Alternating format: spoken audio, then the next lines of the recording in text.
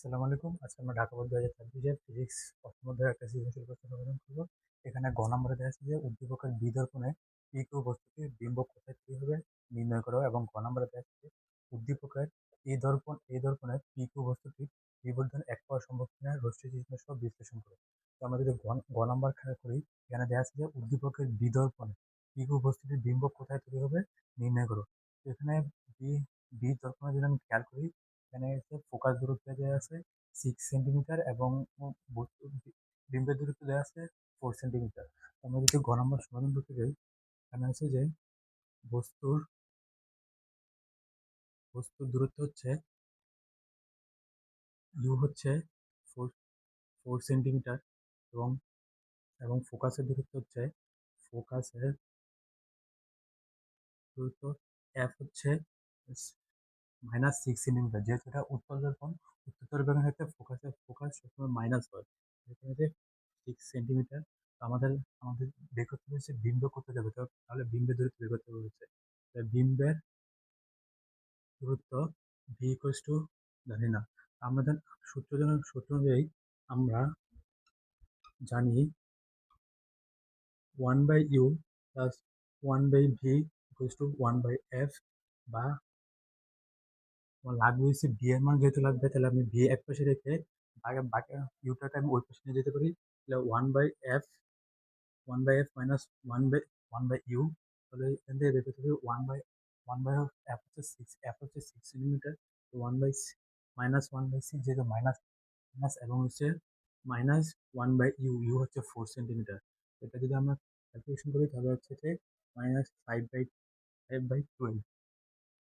তো এটা উত্তর হচ্ছে যে, তো আমরা যদি বি এর মান বের করি, বি ইকুয়ালস টু -2.4 সেন্টিমিটার। তাহলে হচ্ছে বিদর্পণের ক্ষেত্রে হচ্ছে বিম্ব -2.4 সেন্টিমিটার দূরে তৈরি হবে, অর্থাৎ, এবং -2.4 সেন্টিমিটার যদি বোঝায় তাহলে কিন্তু এটা বিম্বের পিছনের দিকে, মানে এদিকে এদিকে হচ্ছে 2.4 সেন্টিমিটার দূরত্ব হচ্ছে বিম্ব তৈরি হবে। এখন আমাদের ঘ নম্বরে দেওয়া আছে যে উদ্দীপকের এ দর্পণে পি কিউ বস্তুটির বিবর্ধন এক এক পাওয়া সম্ভব কিনা রশ্মি চিহ্ন সহ বিশ্লেষণ করো। তো আমাদের এই দর্পণটা আছে যে এখানে বিবর্ধন এক পাওয়া সম্ভব কিনা তার রশ্মি চিহ্ন সহ বিশ্লেষণ করতে হচ্ছে। তো আমাদের যে বিবর্ধন নির্ণয় সূত্র যে এখানে বসে তাহলে কিন্তু জিনিসটা হয়ে যায়। তো আমাদের বিবর্ধন নির্ণয় সূত্র হচ্ছে এম ইকুয়ালস টু বস্তুর দৈর্ঘ্য বস্তুর দৈর্ঘ্য ডিভাইড বাই বিম্বের দৈর্ঘ্য বিম্বের দৈর্ঘ্য। এখন আমাদের বলছে যে বিবর্ধন এক পাওয়া সম্ভব কিনা। বিবর্ধন এক পাওয়া মানে হচ্ছে যে আমাদের এম এর মান 1 হবে। আমরা যদি লিখি, যদি এম ইকুয়ালস টু 1 হয়, তাহলে কি হচ্ছে, যদি এম এর মান 1 হয়ে যায় তাহলে কিন্তু বস্তুর দৈর্ঘ্য আর বিম্বের দৈর্ঘ্য এক হয়ে যায়। যদি এম এর মান যদি আমি 1 বসে দিই, তাহলে ওটা বিম্বের দৈর্ঘ্য আমি এই পাশে নিয়ে আসি। তাহলে আমাদের তাহলে বস্তুর দৈর্ঘ্য বস্তুর দৈর্ঘ্য ইকুয়ালস টু বিম্বের দৈর্ঘ্য। যদি বস্তুর দৈর্ঘ্য এবং বিম্বের দৈর্ঘ্য যদি সমান হয় তাহলে আমাদের বিবর্ধন এক পাওয়া সম্ভব। কারণ বলছে যে এটা রশ্মি চিহ্ন সহ বিশ্লেষণ করো। তো এটা আমাদের ছিল অবতল দর্পণ। যদি আমি জিনিসটা চিত্র আঁকি,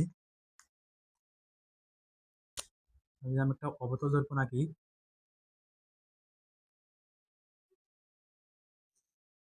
ফোকাস আমার এসে যে কেন্দ্র, ফোকাস কেন্দ্র। কারণ আমি অবতল দর্পণের ক্ষেত্রে কিন্তু জানি যে যদি আমি কেন্দ্রের মধ্যে আমি লক্ষ্যবস্তু স্থাপন করি, তাহলে বস্তুর দৈর্ঘ্য এবং বিম্বের দৈর্ঘ্য সেম হয়। আমি যদি এখানে আমি লক্ষ্যবস্তু স্থাপন করি, তাহলে এটা প্রথমে সমান্তর অক্ষের সমান্তরালে যাবে, এবং হচ্ছে ফোকাস দিয়ে অতিক্রম করবে। এরপর যদি অপর একটা লক্ষ্যবস্তু ফোকাস দিয়ে অতিক্রম করে অক্ষের সমান্তরালে যাবে, এবং এটা হচ্ছে যে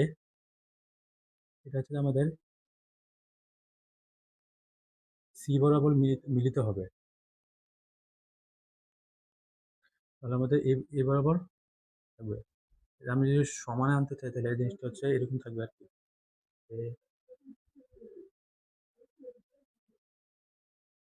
এখানে হবে, তাহলে এখানে হচ্ছে আমাদের যদি আমি কেন্দ্রের মধ্যে স্থাপন করি তাহলে আমাদের বস্তু দৈর্ঘ্য এবং বিবরণ দৈর্ঘ্য সমান হয়। কখন দৃশ্য যে অবতল দর্পণ হয়।